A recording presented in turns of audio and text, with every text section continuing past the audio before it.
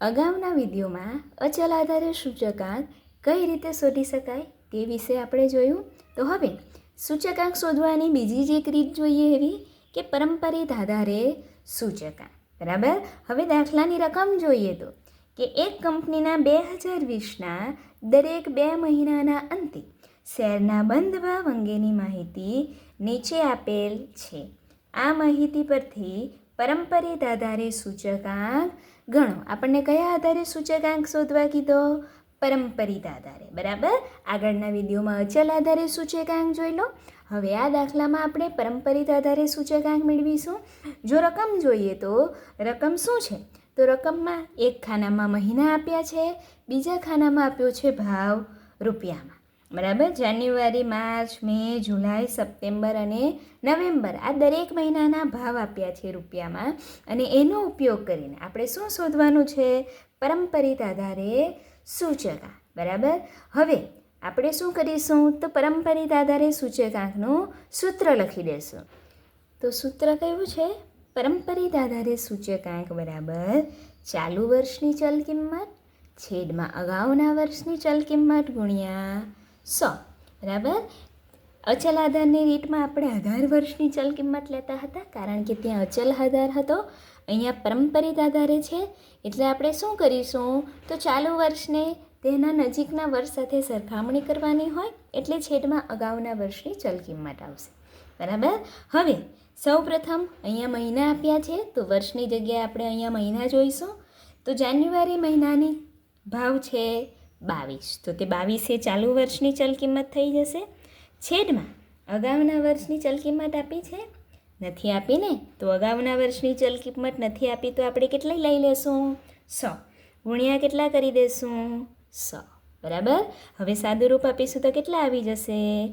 22 આવી જશે. બરાબર.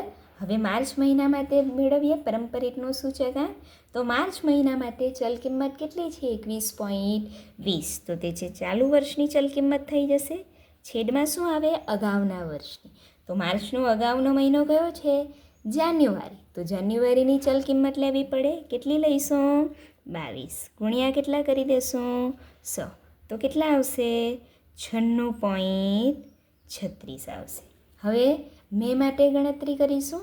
મે માટે ચલ કિંમત 22 છે તો ચાલુ વર્ષની ચલ કિંમત 22 થઈ જશે.